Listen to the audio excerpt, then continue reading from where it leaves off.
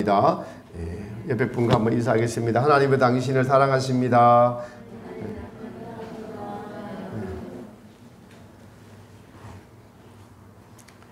오늘도 하나님이 사랑하는 백성들 우리 모두가 하나님이 우리를 이 자리에 초청하셔서 저는 이 자리에 우리가 나온 줄 믿습니다. 예수님께서 우리를 위하여 십자가에서 죽으심으로 우리의 모든 죄 문제를 해결해 주시고, 또한 부활하신 예수님께서 우리를 위하여 지금도 천국에서 우리를 위하여 간구하시고 우리를 위하여 처소를 예배해 주시고 계심을 믿고 이 자리에 나온 줄 또한 믿습니다. 세상의 모든 사람들에게 주어진 공통점은 하루 24시간씩 주어졌다는 것이죠. 그러나 이 하루의 시간을 어떻게 보내느냐는 각자의 몫에 다릅니다. 직장인들은 직장을 중심으로 살아가게 되고, 주부들은 가정에서 가사의 일을 돌보면서 살아갑니다. 원치 않는 전쟁이 일어난 우크라이나의 군인들은 오늘도 삶과 죽음의 문턱에서 살아남기 위해서 전쟁을 하면서 하루의 시간을 보냅니다. 대부분의 사람들은, 세상의 사람들은 즐겁게 하루를 보내기 위해서 살아갑니다. 우리나라의 이건대이라는 분은 우크라이나의 자원에서 의를 위하여 싸우러 갔다가 이렇게 돌아왔다고 해요. 그런 분들은 좀 특별한 분이죠. 자신의 명예를 위해서 목숨까지 던질 수 있는 그런 좀 특별한 분이기도 합니다. 대부분의 세상의 분들은 오늘도 하루도 즐겁게 보내기 위해서 살아갑니다. 돈을 버는 목적도 현재의 즐거운 삶과 미래의 즐거운 삶을 위하여 돈을 법니다. 요즘은 세대가 많이 달라졌습니다. 지난주에 제가 부산에 요한계시록 세미나 때문에 열차를 타고 KTX를 타고 금요일 아침부터 가고 그날 저녁에 돌아오는데, 요즘 KTX가 얼마나 자주 있는지 10분에 한 대씩 있는데요. 자리가 꽉 찼어요. 금요일인데도. 근데 대부분 젊은 분들이에요. 요즘은 틀리구나. 그동안 마스크 쓰고 놀러 못 다니니까 전부 다 여행 다니는 것이 그냥 일상화되어 있다라는 것을 즐기기 위해서 세상을 살아간다, 돈을 번다, 이 세대가 달라진 것을 느꼈습니다. 주어진 하루의 24시간을 전부 자기의 미래를 위해서, 또 현재의 즐거움을 위해서, 가족의 부양과 가족의 행복을 위해서 살아갑니다. 제가 말씀드린 것은 이 세상의 대부분의 사람들의 삶입니다. 근데 성경은 믿는 이들에게 우리는 믿음을 가지고 오늘 주님 앞에 세상에 놀러 가지 않고 하나님께 예배 드리러 나와 왔습니다. 그러므로 우리는 여기 계신 저와 여러분 모두는 믿음을 가진 분들임에 분명합니다. 근데 성경은 믿는 이들은 믿음으로 말미암아 살리라라고 우리가 읽은 11장 앞에 10장 38절에도 나의 의인은 믿음으로 말미암아 살리라라는 하박국의 말을 인용해서 기록하고 있고, 로마서에서도 바울이 의인은 믿음으로 말미암아 살리라라고 말씀을 하고 있습니다. 그래서 믿음으로 사는 것은 무엇인가? 믿음으로 사는 것이 구체적인 실체에 대해서 알아보면서 같이 은혜를 나누고자 합니다. 여러분들이 믿음을 가지고 있음에도 불구하고 믿음으로 사는 것이 무엇인가라고 물으면은 대답을 잘 못해요. 여러분, 믿음으로 사는 것이 무엇인가? 오늘 저랑 같이 믿음으로 사는 것이 무엇인가에 대한 구체적인 답을 성경을 통해서, 또 성경 오늘 나오는 인물들을 통해서 같이 살펴보고자 합니다. 우리가 읽은 말씀의 장이 믿음의 장입니다. 믿음의 정의에 대해서 1절에 다시 이렇게 기록하고 있습니다. 우리 같이 1절 읽어보겠습니다. 시작. 믿음은 바라는 것들의 실상이요 보이지 않는 것들의 증거니. 선진들이 이로써 증거를 얻었다고 합니다. 믿음은 바라는 것들의 실상이다. 성도들은 당연히 믿음을 가지고 살아야 하는데, 믿음은 하나님이 살아 계심을 믿는 것이 믿음이죠. 그러니까 우리의 지금 존재하고 있는 것 자체가 하나님이 살아 계시다는 증거라는 겁니다. 우리가 존재할 수 있다는 가장 기초적인 것이 것을 하나님이 살아계시기 때문에 내가 존재한다. 이것이 믿음의 시작이고 기초라고 할 수가 있습니다. 그것이 3절의 말씀이죠. 믿음으로 모든 세계가 하나님의 말씀 때문에 지어진 줄을 우리가 아나니. 하나님이 살아계셔서 하나님이 창세기 1장에서 창조하셨으니까 우리의 눈에 보이는 것들이 하나님이 지어준 것이 우리의 믿음의 기초다라는 것입니다. 그래서 이 믿음을 기초로 해서 우리는 믿음의 삶을 이제 구체화, 제가 말해 실제화하면서 살아가야 합니다. 이 믿음을 구체화하기 전에 이제 모든 창조물이 하나님의 창조로 되어진 것을 기록하고 있습니다. 그런데 우리가 알고 또 듣고 내가 가지고 있는 이 믿음이 구체화되는 삶, 내 안에 어떤 실체를 날마다 가지면서 살아가야 되는 이 믿음의 실체가 있음에도 이 믿음의 실체를 반대하는 의심이라는 것이 있고, 이 의심 때문에 하나님께 나아가지 못하는 우리의 실상들 때문에 내가 믿음에 있다가 믿음에 없다가 이렇게 왔다 갔다 하는 삶을 성도들이 살아가기 때문에 믿음에 대해서 정의를 내리라고 하면은 정의를 잘 내리지 못하고 있는 것입니다. 내가 믿음이 있는 것 같기도 하면서도 또 때로는 전혀 믿음이 없는 삶을 살고 있기 때문에 그러합니다. 그래서 믿음은 하나님을 기쁘시게 하는 삶이 믿음입니다. 6절에도 보면은 믿음이 없이는 기쁘시게 못하나니 하나님께 나아가는 자는 반드시 그가 계신 것과 라고 말씀하고 있습니다. 믿음은 하나님을 기쁘시게 하는 것인데 반대로 하나님을 기쁘시게 하지 못하는 것, 자신의 기쁨만을 위하여 살아가는 것, 이것을 욕망이라고 합니다. 그러니까 이 욕망이 삶의 목적이 되어버리면은 그것이 믿음의 반대의 길이에요. 또 한편으로 이 욕망을 채우기 위해서 하나님을 믿으면은 하나님보다 욕망이 우위에 있는 것이 되어버리기 때문에 그것이 믿음의 삶이 아닌 것임을 알 수가 있습니다. 이것에 관해서 요한복음 5장에서는 이렇게 기록하고 있어요. 예수님께서 유대인들을 향해서 이렇게 말씀하세요. 너희가 서로 영광을 취하고 유일하신 하나님께로부터 오는 영광은 구하지 아니하니 어찌 나를 믿을 수 있느냐. 요한복음 5장 44절에 서로 영광을 구한다. 영광을 구한다는 말은 좀 어렵습니다.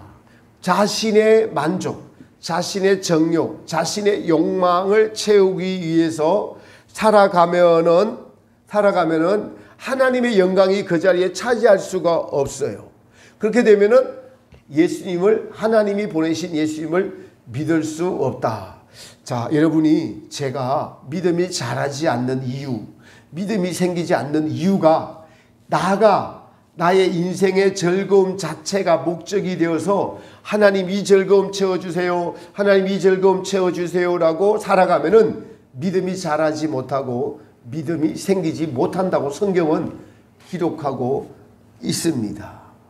유대인들이 자신의 영광, 자신의 욕망을 위하여 사는 삶을 살고 있으니 너희가 어찌 하나님의 아들이신 예수인 나를 믿을 수 있냐라고 책망하시면서 지적하십니다. 그러므로 믿음은 하나님이 반드시 살아계신 것과 하나님의 기쁨, 하나님의 영광을 위하여 우리가 존재하고 있고 그것이 목적이 되어 사는 삶이 믿음의 삶인 것을 예수님께서 알려주고 계십니다. 자, 그렇다면 이 믿음이 실제가 되는 것, 이 믿음이 바라는 것들의 실상, 바라는 것들의 실제가 되는 것이 나의 삶에 적용이 되는 것이 중요하겠죠. 그래야 우리가 믿음이 자라지 않을까요? 믿음을 구체화하는 것, 믿음이 실상이 되는 것은 여러분 우리의 오감이 있습니다. 오감을 비교를 해서 한번 설명을 해볼게요. 냄새 맡는 코는 여러 가지 우리의 이 냄새를 구체화시킵니다. 제가 얼마 전에 장미꽃이 그렇게 향기로운 줄 몰랐어요. 교회에 갖다 놓고 맡아보니까 그렇게 향기롭더라고요. 냄새가 그렇게 좋은 줄 몰랐습니다. 아, 장미는 꽃의 냄새는 향기롭다. 이것이 구체화되는 겁니다.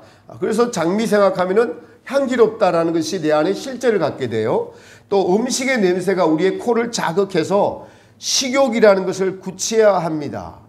그래서 여러분 라면 광고가 딱 지나가면서 맛있게 막 먹잖아요. 그리고 우리의 시각과 그것이 우리의 또 생각을 자극하고 라면을 끓였을 때 그 냄새가 우리의 코를 자극해서 미각이, 라면을 먹을 때 미각이 우리의 삶에서 실현이 되면서 이 맛있게 먹는 라면이 구체화되는 것입니다.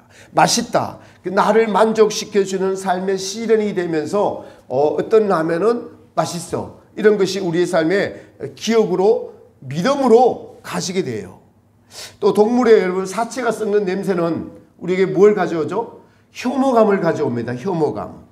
이 냄새가 우리의 혐오감을 가지고 와서 사람이 죽는 것과 동물의 죽는 것을 싫어하게 되는, 그 시체만 딱 보면은 또 냄새, 우리가 여러분 소화가 안 돼서 방구 끼는 냄새, 이런 것들은 싫어하는 혐오감의 실체를 가지게 된다는 사실입니다.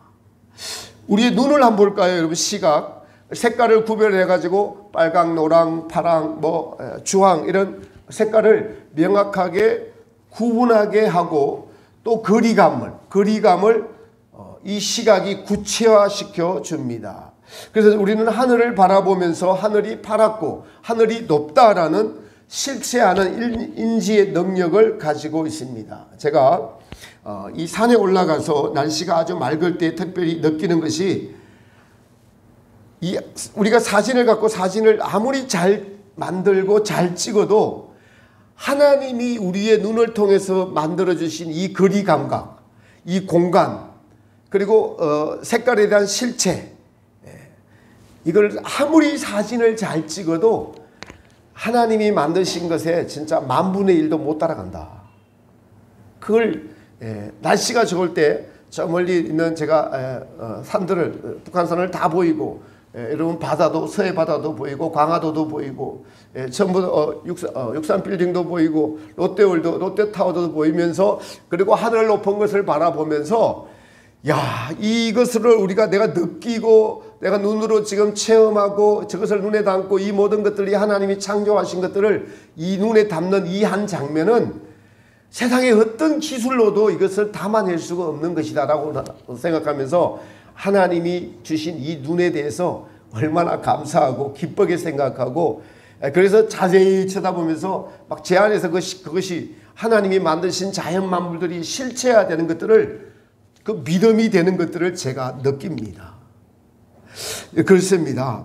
이러한 여러분 우리 듣는 말이 있잖아요. 이 청각은 소리의 아름다움을 또 구체화시켜 줍니다. 사랑한다라는 말 소리는 우리를 기분 좋게 해줍니다. 성가대의 찬양 소리는 제가 찬양하고 다르게 또 더 연습을 많이 하고 마음을 모아서 들었기 때문에 거기에 마음이 담겨져 있고, 말이 멜로디가 되어서 나오는 것들이 우리를 즐겁게 하고 우리를 기쁘게 합니다. 하나님을 영광 돌리니까 그 영광이 우리에게 옵니다. 그러나 너를 미워하는 질투의 마음, 여러분 짜증내는 말, 이런 것들은 우리의 감정을 기분 나쁘게 하는 실체를 가지게 돼요. 이러한 시각과 미각과 청각과 후각과, 그리고 우리가 신체적인 느낌으로 느끼는 촉각이라는 5대 감각을 통해서 우리의 삶의 즐거움들을 구체화시켜 주면서 살아가고 있습니다. 제가 이처럼 감각들을 오랫동안 설명한 이유는 믿음을 설명하기 위해서 오랫동안 설명드린 겁니다. 이처럼 믿음도 바라는 것들, 지금 바라는 것이 중요해요. 바라는 것들은 뭐냐니까 사실은 하나님이 우리에게 바라는 것이에요. 하나님이 성경의 약속들을 우리에게, 내가 너희에게 주고자 하는 것들, 이것이 우리의 삶에서 실제를 가지게 되는 것이 믿음입니다. 여기서 바라는 것이 매우 중요합니다. 하나님의 성령님이 우리 안에 오셔서 우리의 바라는 것이 됩니다. 실제로 하나님이 약속하신 이 언약의 모든 말씀, 그 하나님께서 우리에게 주시고자 하시는 그 어떤 실제가 구체화되는 것이 믿음입니다.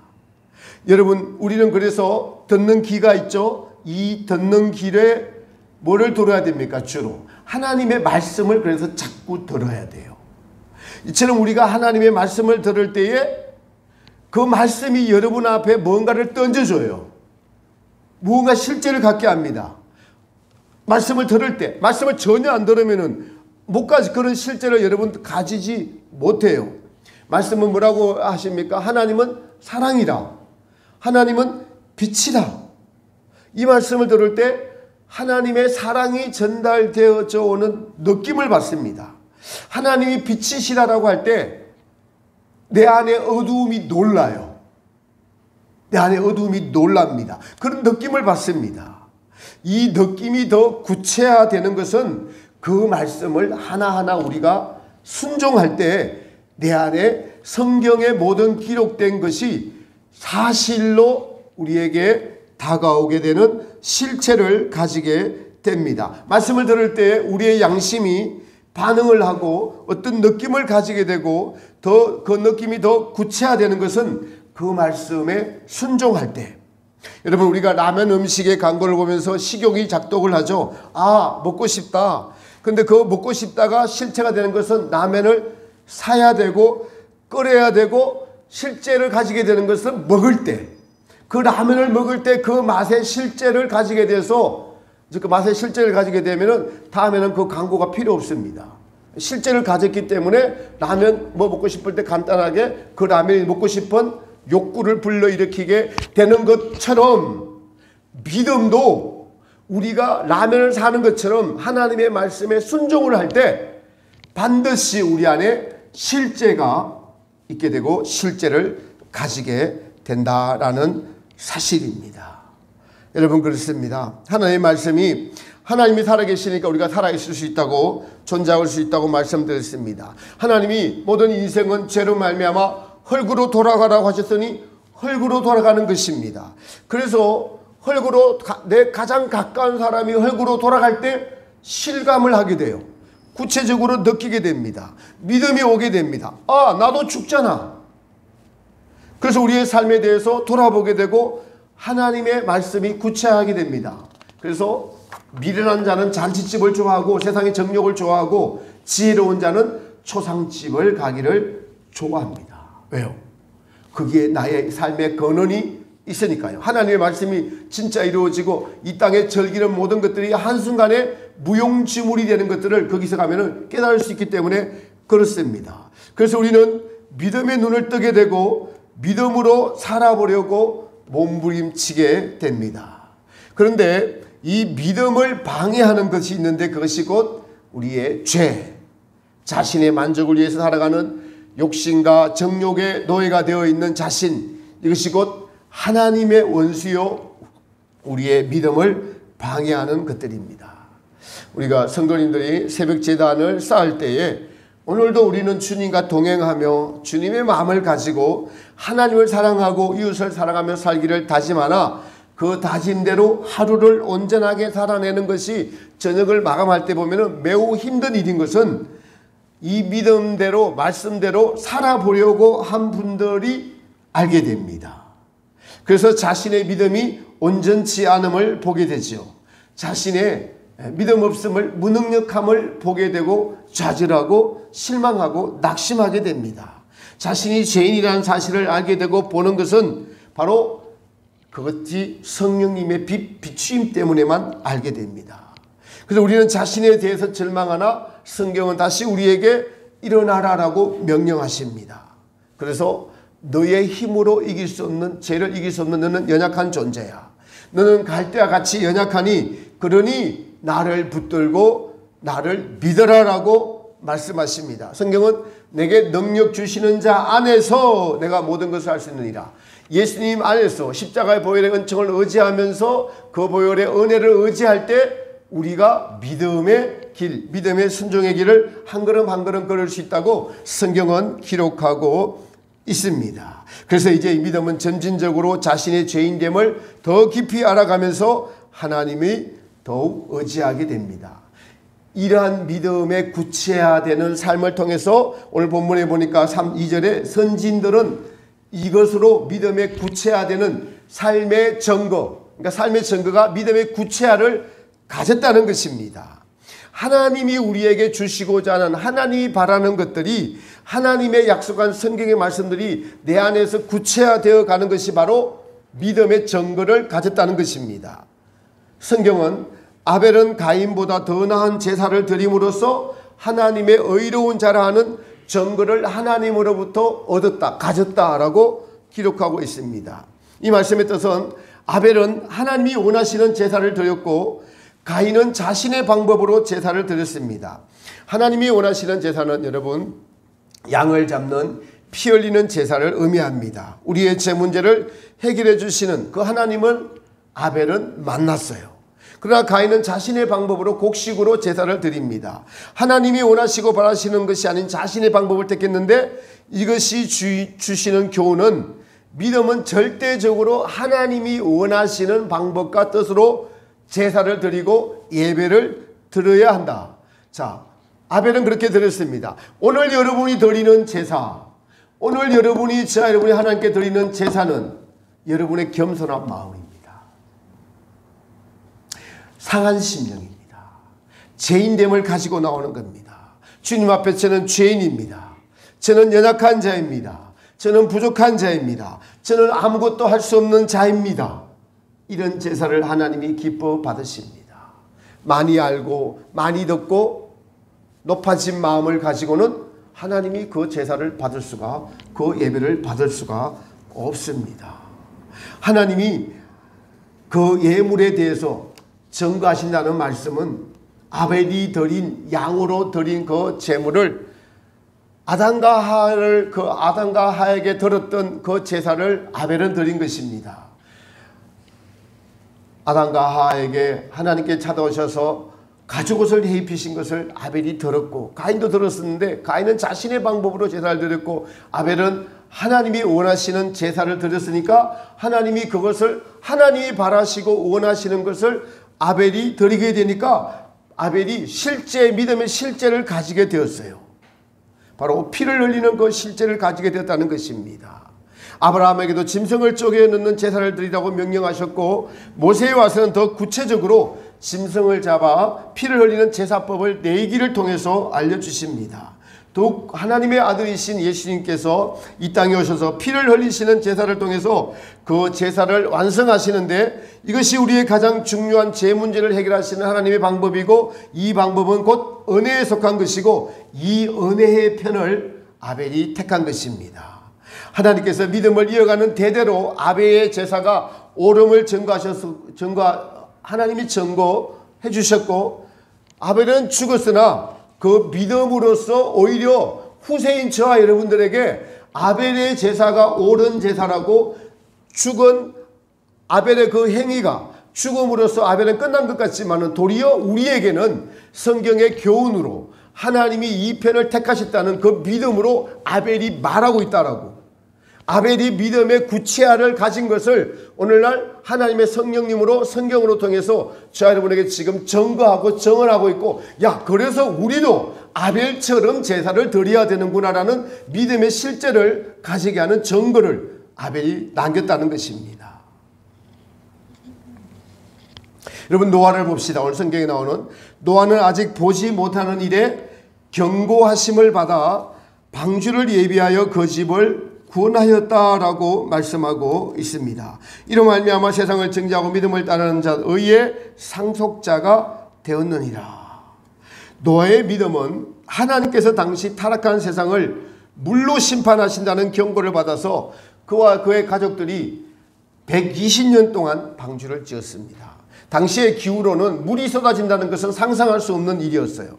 그러나 노아는 하나님의 지시로 모든 세상의 사람들이 다 무시하고 비웃어도 하나님을 경외함으로 방주를 짓는 일에 착수했고 그 일을 120년 동안 진행했습니다. 눈에 보이는 이 비웃는 자들과 싸워야 했습니다. 그를 비웃는 주변의 친구들과 친척들과 심지어 이제 하나님을 아는 자들이라고 하는 자들도 노아를 비웃고 이 좋은 세상에 지금 산에서 무엇하고 있냐고 다 비웃었어요. 여러분 혹시 삶을 살다가 세상이 비웃어도 그 세상의 비웃음에 넘어가지 마시기 바랍니다.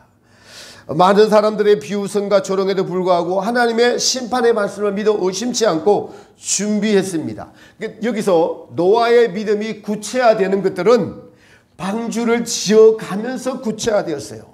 하나님과 동행을 하면서 방주를 하나님이 여러분 기도하면 높이는 얼마로 짓고 길이는 얼마로 짓고 너비는 몇 미터로 짓고 배는 3층으로 지어야 된다. 그리고 배의 재료는 잣나무인데 잣나무를 구하려면 이 산에서 안 되니까 저기 산에서 가서 가져오는데 거기 가면 잣나무가 있을 것이다. 근데 거기서 잣나무를 끌고 오는 방법까지도 알려주시고, 그래서 그 잣나무를 끌고 오는데 몇 년이 걸릴 수가 있고, 여러분 원자재 하는데 몇 년이 걸릴 수가 있죠. 옆에 아파트 짓는데 최소한 이전에 3년 걸리잖아요. 그럼 뭐부터 시작됩니까? 땅 파기부터 시작, 토목공사부터 시작하는 것처럼 노아에게도 하나님이 일일이 하나하나 다 지시하시면서 그 지시하심을 받을 때 노아의 믿음에 그것을 순종하면서 노아의 믿음이 구체화되고 방주가 지어져 가면서 노아의 믿음이 구체화가 되었습니다.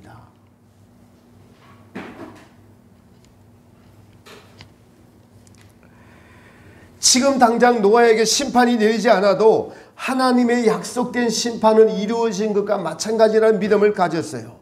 사랑하는 여러분, 우리에게도 하나님의 말씀은 한 번 죽는 것은 사람에게 정하신 것이요 그 후에는 심판이 있으리라 라고 말씀하고 있습니다. 노아의 그 믿음의 순종의 믿음의 근거는 하나님의 말씀이었고, 그리고 노아가 하나님의 말씀에 하나씩 순종을 할 때 노아의 방주가 지어져 가는 것만큼 그의 믿음이 실제가 되고, 그리고 최후의 방주가 완성이 되고 비가 내릴 때 노아의 믿음이 완성이 되고 후세에 하나님께서 반드시 제약된 세상을 심판하신다는 것의 교훈을 모든 사람들이 알도록 하셨습니다. 이처럼 믿음의 선진들이 하나님의 말씀에 순종함으로써 그들의 믿음이 구체화되어 갔습니다. 믿음의 조상 마지막으로 아브라함을 볼까요?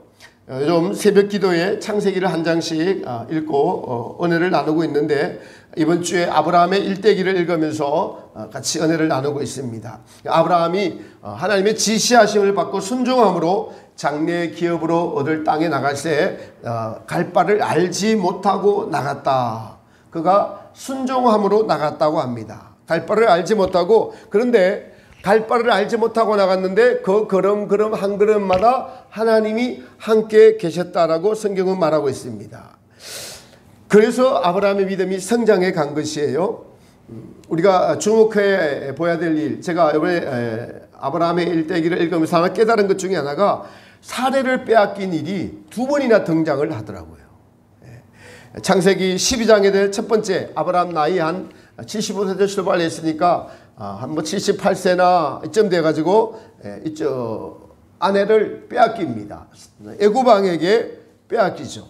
가나안 땅에 도착하니까 흉년이 점점 들어서 남방인 애굽으로 내려가고, 거기서 애굽 왕이 아사르의 아랫다움을 보고 가서 잡아옵니다. 근데 아브라함은 이런 일을 미리 알고 자기의 목숨을 보호하기 위해서 사례를 누이라고 이야기해요. 실제로 사례는 친척이기도 합니다. 그래서 거짓말은 아니죠. 여기서 하나님을 믿는 아브라함의 믿음이 어디에 있습니까? 근데 하나님은 일방적으로 사라를 애굽 왕의 품에서 구출해 주시고 도리어 그 일 때문에 은금과 폐물을 많이 얻습니다. 그래서 아브라함이 경험을 합니다. 하나님이 우리를 구해 주셨구나. 사례를 보호해 주셨구나. 그래서 그런 경험을 그러고 난 이후에 은금과 폐물을 많이 얻게 되니까 그 이후에 롯과 같이 있는데 너무 양떼가 많아지고 재산이 많아지니까 같이 동거할 수 없을 때 아브라함이 어떤 결정을 합니까? 재산에 관해서 롯에게 양보하는 결정을 하게 돼요. 그러니까 그걸 통해서 믿음이 자랐습니다. 그리고 그 후에 이스마엘을 낳고 소돔과 고모라 성이 멸망을 당할 때도 아브라함의 기도를 들으시고 하나님은 롯과 그 두 딸을 구해 주십니다. 그 후에 창세기 20장에 보면은 그랄 지방의 왕인 아비멜렉이 또 그의 아내 사라를 잡아갑니다. 창세기 20장 2절에 보니까 아브라함이 이렇게 성경에 이렇게 기록되어 있습니다. 그 아내 사라를 또 자기 누이라고 했습니다. 똑같은 일이 아브라함 믿음의 초기에도 일어나고 이제 100세가 다 되어서 이삭을 낳기 전에 또 똑같은 일이 반복을 하며 등장을 해요. 여러분, 왜 똑같은 일이 등장을 할까요? 아내 사라가 아브라함의 아내가 맞을까요? 누이가 맞을까요? 아브라함의 관점에는 둘 다 맞죠. 근데 하나님의 관점에서는 사례를 아브라함의 뭐라고 보십니까? 하나님은 사례를 누구라고 보세요? 사례의 몸에서 이삭이 나와야 됩니다. 하나님의 관점에서는 사례는 누이가 아니라 아브라함의 아내예요. 누이는 아브라함이 위험을 당할까 봐 형편상 그렇게 하자 서로 위험에서 보호하기 위한 자구책입니다. 그러니까 스스로 자기를 지키려고 하는 행위가 인간 편에서 보면은 잘못되었나요? 잘못되지 않았어요. 그러나 하나님 편에서 보면은 믿음 없는 행위였어요. 믿음 없는 행위였습니다. 사랑하는 성도 여러분, 저와 여러분의 삶에서 어떤 똑같은 사건과 똑같은 환경이 계속 반복적으로 되어지고 있으면은 내 믿음이 무언가 잘못되어 있다라고 빨리 캐치하셔야 됩니다. 아브라함은 지금 이것이 믿음의 조상이에요. 거기서 자기 아내 사례를 또 누이하겠다고. 창세기 앞에 12장에서는 구체적인 일들을 많이 기록하고 있는데 창세기 20장에서는 딱 그 말만 합니다. 자기 아내를 또 누이라고 했다. 그 말만 기록하고 있어요. 그 잘못됐다는 것입니다. 그것이. 그러니까 창세기 20장 10절에 아비멜렉이 이렇게 아브라함을 책망합니다. 너가 어찌 나를 속여서 나와의 온 집이 죽음의 화를 당할 뻔하였느라고 질책을 하자 아브라함이 이렇게 대답을 합니다. 아브라함이 가로되 이곳에서는 하나님을 두려워함이 없으니 내 아내를 인하여 사람이 나를 죽일까 생각하였으며. 네, 아브라함의 믿음이 아직 자기 생각에 갇혀 있습니다. 그곳에 아비멜렉이 하나님을 두려워하지 않았다고 생각하는데 실제로 아비멜렉은 하나님을 두려워하는 자였습니다. 하나님의 지시하심을 따라 사라에게 손을 대지 않았어요. 우리가 알듯이 하나님은 전적으로 하나님을 의지하고 따르는 것을 원하십니다. 아브라함의 믿음의 결정체라고 할 수 있는 이삭을 드리는 그 시험에 전적으로 이삭을 바칩니다. 아브라함이 이삭을 바칠 때에 하나님께서는 죽은 자 가운데서 다시 살린다는 믿음으로 바쳤다고 지금 기록하고 있습니다. 아브라함 순종의 믿음의 결과, 여러분, 하나님의 의도, 믿음은 바라는 것들의 실상, 하나님이 아브라함에게 의도한 것들이 어떻게 이루어졌죠? 이삭을 하나님께 바침으로써 하나님이 의도한 것이 이루어졌어요. 하나님이 의도한 것이 매우 중요합니다. 이삭을 낳기까지 24년이 걸렸잖아요. 이삭을 어떻게 낳았습니까?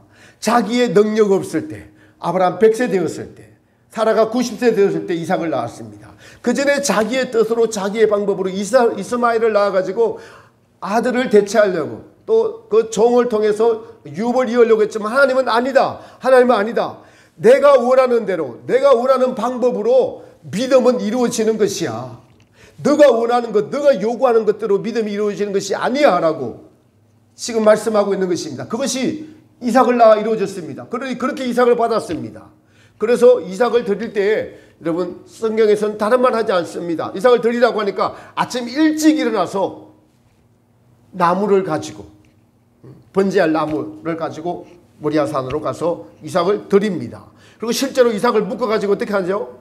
이삭을 죽입니다. 아브라함은 이삭을 죽였어요. 그러니까 사자가 놀라가지고 하나님의 사자가 아브라함아 급하게 죽일까 했어요.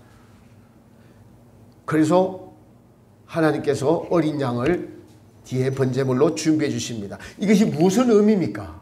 저는 이 사건을 보면서 후에 2000년 후에 하나님이 자기 아들 예수님을 이 땅에 주신 것과 여러분 오버랩 되죠?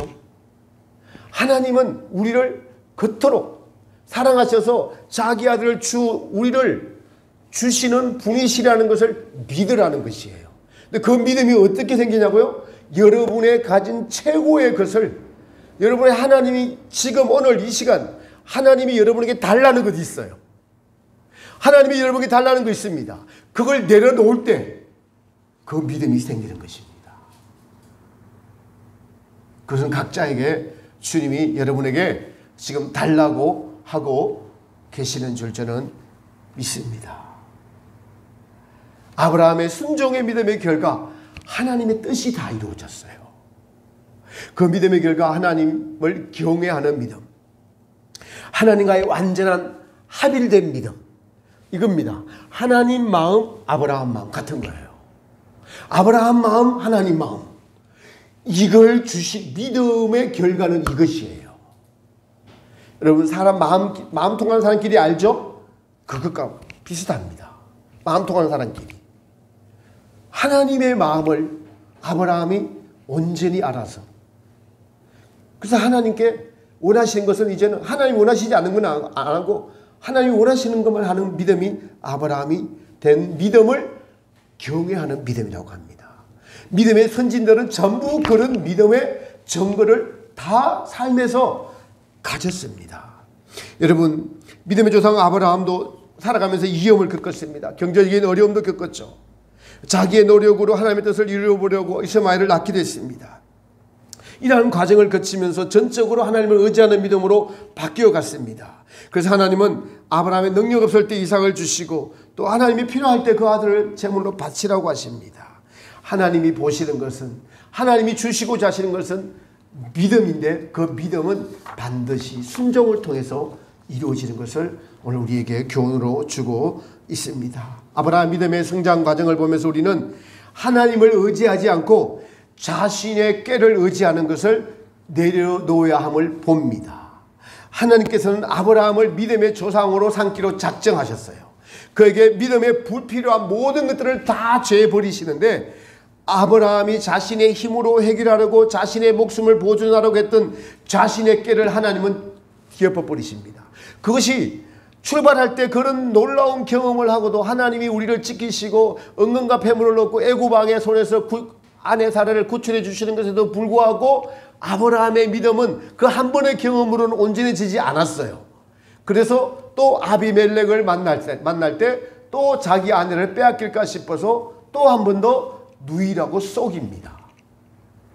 하나님을 전적으로 신뢰하지 않습니다. 그 전에 하나님께서 너가 나의 방패요 상급이라고 하신 그 말씀이 아직 온전히 이루어지지 않았어요. 사랑하는 성도 여러분, 하나님의 이 모든 말씀은 우리에게 하나님이 누군지를 알려주시고자 하는 약속, 계약의 말씀이에요. 이 계약의 말씀이 실제가 되는 것은 우리의 순종입니다. 제가 전세 계약을 하니까 할머니가, 그 집 주인 할머니가 우리가 뭐 좀 도배를 한번 할까, 뭘 좀 바꿀까 하니까 에이 전세인데 뭐 대충 살아 이러더라고요. 그래서 할 마음이 없어졌어요. 그럴 것 같아요. 자기 집이 되면은 10년 살 생각을 하고 바꿀 건데 전세가 되면은 2년 뒤에 어떻게 될지 모르는 거니까 대충 살아라고 하는 말이 그게 좀 와닿더라고요. 그렇습니다. 세상의 계약서가 우리에게 효력을 미치잖아요. 효력을 미치죠. 여러분, 하나님의 계약서가 여러분에게 효력을 어떻게 하면 미칠까요? 순종할 때 효력이 나타납니다.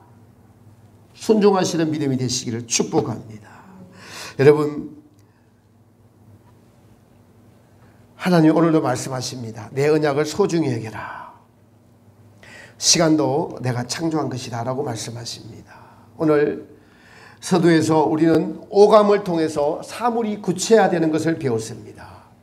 미각을 통해서 우리의 식욕이 구체화되고 먹고 싶은 것을 먹게 됨으로 만족을 누리는 것과 우리의 눈에 보이는 모든 것들이 성경의 기록을 보니 하나님이 지으셨다고 기록해 놓으신 것들을 눈으로 읽고 말씀을 들으니 믿음이 생기는 것을 우리가 알 수 있었습니다. 이와 같이 우리의 모든 감각들을 동원해서 사물이 구체화되고 인간에게 어떤 만족을 주어서 인간의 삶에 활력이 되는 것 같이 우리의 믿음이 활력이 되고 구체화되는 것은 하나님의 말씀을 믿는 것입니다. 이 믿음이 생기는 것은 순종하는 것이고 더 큰 믿음이 생기려면은 하나님을 사랑하십시오. 이거는 비밀인데, 성경에 기록된 비밀인데 오늘 특별히 여러분들에게 하나님이 사랑하셔서 알려주시는 줄 믿습니다. 누구야 이 믿음을 가질까요? 순종하는 자. 사랑하면은 만족이 따라와요. 라면을 먹을 때 만족이 따라오죠? 그래서 그것이 내 삶의 라면은 신라면이 맛있어. 갓김치는 여수김치가 맛있어. 가서 먹어봐야 아는 거예요. 그 실제를 가지는 거예요. 성경의 모든 말씀들이 우리가 행동으로 옮길 때 내 실제가 됩니다. 실제가 돼요. 더더욱 많은 실제를 가지고 싶죠. 사랑하면은 너무 많은 것이 따라옵니다. 근데 세상의 것과 하나님의 사랑은 원수가 된다는 것이 중요해요. 하나님의 말씀을 믿고 순종하고 더더욱 살아계신 하나님을 첫 계명인 마음과 뜻과 힘과 목숨을 다해서 하나님을 사랑해서 성경이 오늘 이렇게 해서 하나님이 원하시고 기뻐하시는 믿음을 주시기 위해서 아브라함을 샘플로 보이시고 이렇게 구체적으로 설명을 해주시는 그 믿음이 구체가 믿음의 실제가 저와 여러분 삶 속에서 날마다 일어나는 귀한 축복을 받는 모든 분들 되시기를 살아계신 예수님 이름으로 축복합니다. 우리 찬송가 370장 드리면서 봉헌하도록